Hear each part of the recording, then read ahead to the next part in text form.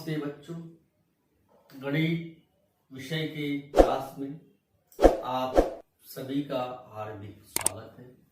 बच्चों, आज हम नया प्रश्न संग्रह 35 बैंक और साधारण ब्याज इस विषय पर चर्चा करेंगे। बैंक क्या होता है, बैंक के बारे में आप सभी जानते ही हैं। बैंकों में पैसों का लेन देन का व्यवहार होता है और यह एक फाइनेंशियल इंस्टीट्यूट होती है, वित्तीय संस्था होती है जहां पर पैसों का आदान प्रदान लेन देन होता है। सभी लोग बैंकों में अपना खाता खोलते हैं और बैंक समय समय पर उस पैसे पर आपको ब्याज देती है। इसके अलावा बैंक में हमारी रकम सुरक्षित रहती है और आवश्यकता पड़ने पर हम उसको निकाल सकते हैं।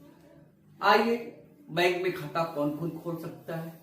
बैंक में सभी लोग, विद्यार्थी हो, व्यापारी हो, किसान हो, उद्योगकर्ता हो, महिला बचत गुट हो, सभी लोग खाता खोल सकते हैं, पैसे का लेन देन कर सकते हैं। बैंक समय समय पर हमें कर्ज देती है और उस पैसे पर ब्याज देती है। बच्चों, हमें अपने बैंक में खाता खोलना जरूरी है, आवश्यक है और अपने पैसों को सुरक्षित रखने के लिए और आर्थिक लेन देन करने के लिए जो भी व्यवहार है हमें बैंक के द्वारा ही करना चाहिए। बैंक के खाते के कई प्रकार हैं। एक बचत खाता है, इसके अलावा एक सेविंग अकाउंट जिसको हम कहते हैं, RD recurring account, fix deposit account, ऐसे रकम, ऐसे मतलब खातों के प्रकार है। तो समय समय पर बैंक हमें उस पर ब्याज देती है। तो खातों के जो प्रकार है इसके बारे में हमने पिछले क्लास में भी अध्ययन किया है। एक तो हमारा जो खाता है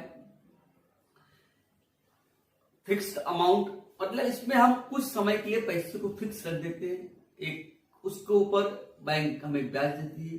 आरडी इसको हम कहते हैं, उसमें एक हर महीने कुछ निश्चित रकम जमा करनी पड़ती है और जब वो अवधि, बैंक में जो हम चालू खाता खोलते हैं, इस खाते में हम कितनी बार भी रकम जमा कर सकते हैं, निकाल सकते हैं। इस खाते में जमा रकम पर ब्याज नहीं मिलता है। तो बच्चों, हमें अपने लिए सभी को अपना सेविंग अकाउंट बैंक में खोलना जरूरी है। बैंक में अकाउंट खोलने के लिए हमें क्या क्या चाहिए? पते से संबंधित प्रमाण पत्र, उसमें चाहे राशन कार्ड हो, बिजली का बिल हो, टेलीफोन बिल हो, निवासी प्रमाण पत्र हो, ये सब हमको प्रूफ के रूप में कोई भी एक डॉक्यूमेंट जमा करना पड़ता है। और पहचान का प्रमाण पत्र, आधार कार्ड, मतदान पहचान पत्र, पैन कार्ड, पासपोर्ट अथवा बैंक की सूचना के अनुसार प्रमाण पत्र, ये सब में से कोई भी एक डॉक्यूमेंट्स देना पड़ता है। इस प्रकार हम बैंक में अपना खाता खोल सकते हैं। आजकल ऑनलाइन बैंकिंग की सुविधा शुरू हुई है। इसके अलावा मोबाइल बैंकिंग की जो सुविधा है, आप घर बैठे बैठे मोबाइल के द्वारा ही पैसों का लेन देन ट्रांसफर कर सकते हैं। इसके अतिरिक्त बैंक चेकबुक भी इश्यू करती है, एटीएम कार्ड देती है। एटीएम कार्ड से आप कहीं से भी पैसों को निकाल सकते हैं। डेबिट कार्ड जिसे कहते हैं, क्रेडिट कार्ड भी बैंक देती है। तो इनका उपयोग करके हम अपने आर्थिक लेन देन को सुविधाजनक बना सकते हैं। तो बैंक में ये सब कार्य होते हैं। तो बच्चों, अब हम प्रश्न नंबर 35 के सवालों का अध्ययन करेंगे। आइए शुरुआत करते हैं। सवाल नंबर 1, प्रश्न क्या है देखिए, 10% प्रति वर्ष की दर से 6,000 रुपए का एक वर्ष का ब्याज कितना होगा। यहाँ पर क्या कर रहा है, 10% प्रति वर्ष, प्रसप्रव, मतलब कि 100 रुपए पर 10 रुपया ब्याज की दर से 6,000 रुपए का मूलधन, हमने लिखा है मूलधन 6,000 रुपए, समय 1 वर्ष और दर क्या है 10% प्रति वर्ष पर ब्याज पूछ रहा है। ब्याज कितना, हमको क्या निकालना है बच्चों, ब्याज निकालना है। अब हमने क्या माना कि 6,000 रुपए मूलधन पर x रुपए ब्याज मिलता है। 6,000 रुपए 100 रुपए मूलधन पर कितना दिया है प्रश्न में? 10 रुपए ब्याज। तो हम क्या कहेंगे, x बटे 6000, 6000 रुपए पे कितना ब्याज? यदि 100 रुपए पे 10 रुपए ब्याज मिलता है तो 6000 रुपए पे कितने ब्याज? तिर्यक गुणा करेंगे, x का गुणा 100 से किया, 6000 का गुणा हमने 10 से किया। अब x का मान निकालने के लिए 6000 गुणे 10 बटे में 100, ये दो जीरो से काट दीजिए आप, एक जीरो से काट दो, एक जीरो काट दो, कितना बचा? 600 रुपए, मतलब कि 600 रुपए ब्याज मिलेगा। इस तरह से बच्चों हमने पहला सवाल को हल किया। आइए अब अगला सवाल, दूसरा प्रश्न बच्चों देखिए, प्रश्न क्या है? महेश ने 6% प्रति वर्ष की दर से एक वर्ष के लिए 8650 रुपए जमा किया। एक वर्ष बाद उसे कितने रुपए मिलेंगे? पहले हमको ब्याज निकालना होता है। मूलधन कितना बच्चों? 8650 रुपए, ये मूलधन है। समय कितना है? एक वर्ष। दर कितना है?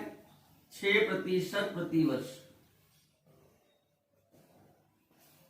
यहां प्रश्न में मूलधन देखिए कितना है? 8600, माना कि 8650 रुपए मूलधन पर x रुपए ब्याज मिलता है। 100 रुपए में कितना मिलता है बच्चों? 6%। 100 रुपए मूलधन पर 6 रुपए ब्याज है, इसलिए 8650 पर हमने कितना बोला है? x रुपए, और 100 पर कितना है? 6 रुपए, 6 बटे 100।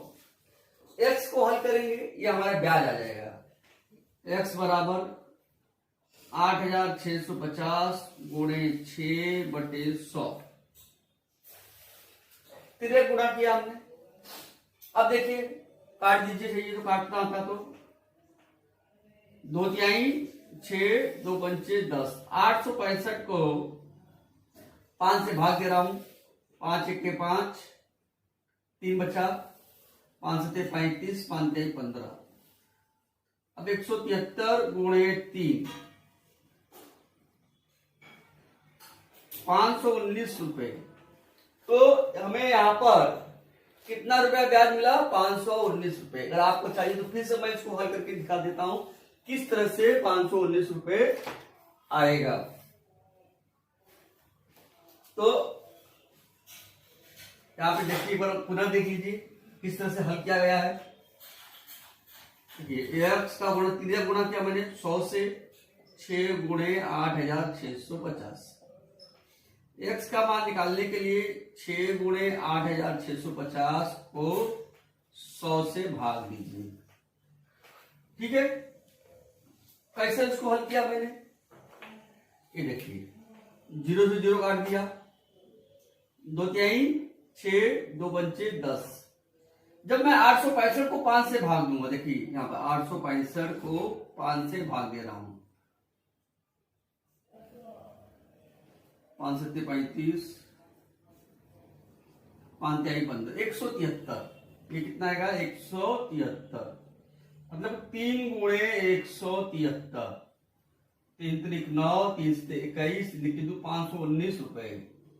ये ब्याज हो गया। ये कितनी रकम मिलेगी एक वर्ष के बाद? हमको मिश्र धन निकालना है। मिश्र धन बराबर मूलधन धन ब्याज। यहां लिखता हूं, मिश्र धन का सूत्र है मूलधन धन ब्याज, दोनों को जोड़ना है। मूलधन कितना है हमारा? 8650, उसमें जोड़ना कितना है? 519 रुपए। जोड़ दीजिए, तो बैंक द्वारा एक वर्ष के बाद 9169 रुपए महेश को वापस मिलेंगे। उत्तर 9169 रुपए मिलेंगे। तो इस तरह के प्रश्नों में पहले हमको क्या निकालना है? ब्याज निकालना है, और ब्याज निकालने के बाद मिश्र धन निकालने के लिए मूलधन धन ब्याज दोनों को जोड़ देते हैं। अब आइए तीसरा सवाल।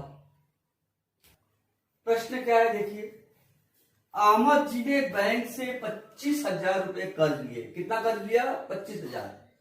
और ब्याज की दर 12% है, तो 1 वर्ष बाद कितने रुपए देना पड़ेगा? मूलधन कितना लिया कर्ज का? 25,000 रुपए। और दर क्या है? 12% प्रति वर्ष। और समय कितना है? 1 वर्ष। माना कि 25,000 रुपए का 1 वर्ष का ब्याज x रुपए। माना कि 25,000 रुपए का 1 वर्ष का ब्याज x रुपए। इसलिए अब आप देखिए यहां पर x बटे 25,000 और 12 बटे 100, 12% है। इसका तिर्यक गुणा करेंगे, x का मान निकालेंगे। x गुणे 100 बराबर 25,000 गुणे 12। x का मान निकालने के लिए 25,000 गुणे 12 बटे में 100। आप लोग देख रहे हैं। अब मैं ये दोनों जीरो को जीरो से काट दूंगा। 250 गुणे 12 गुणा करना आपको आता ही है। 3,000 रुपए गुणा करने का आप गुणा करके देख सकते हैं। अब कुल कितने रुपए? 25 रुपया मूलधन है और ब्याज कितना मिला? 3,000 रुपए। कितना रुपए वापस करना है? मिश्रधन। तो मिश्रधन निकालने के लिए मूलधन और प्लस ब्याज दोनों को जोड़ कर देना है, यानी कि 25,000 रुपए प्लस 3,000 रुपए। अब जोड़ेंगे तो 28,000 रुपए वापस देना होगा। तो उत्तर हम क्या लिखेंगे कि बैंक को कुल कितने रुपए दिए जाएंगे? 28,000 रुपए। उत्तर बैंक को 28,000 रुपए देना होगा।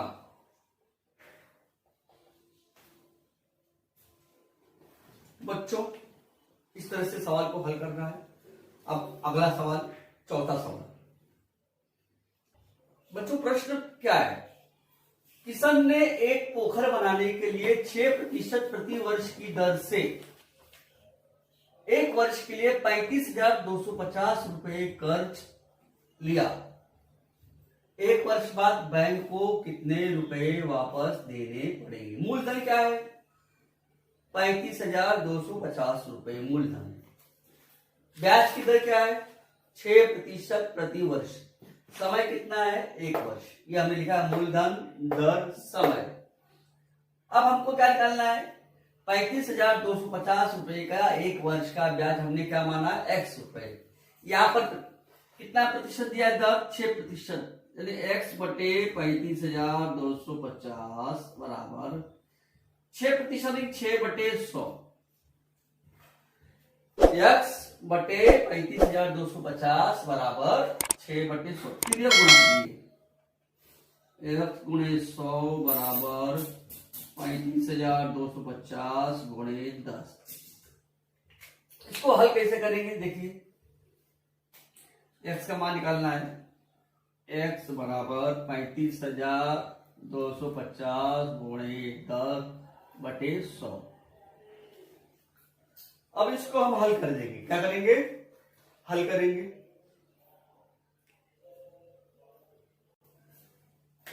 तो बच्चों हमने क्या क्या तिर्यक गुणा किया? x गुणे 100 बराबर 35,250 गुणे 6। x का मान निकालने के लिए 100 कहां जाएगा? इसके नीचे बटे में। ये 0 से 0 काट दिया। 2 तिहाई 6, 2 पंचे 10। अब 3525 को 5 से भाग दे रहा हूं मैं। यहां पे 3525 भागे 5, 5 सत्ते 35, 2 तारा 0 बार 50 25। मतलब मैंने 5 से जब इसको भाग दिया तो ये आ जाएगा यहां पर करके 705 रुपए।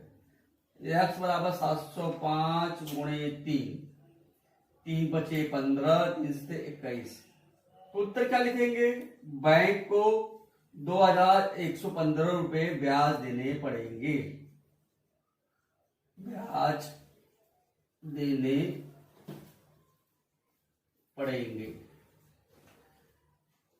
तो बच्चों, हमने इस तरह से प्रश्न संख्या 35 के 4 सवालों का अध्ययन किया।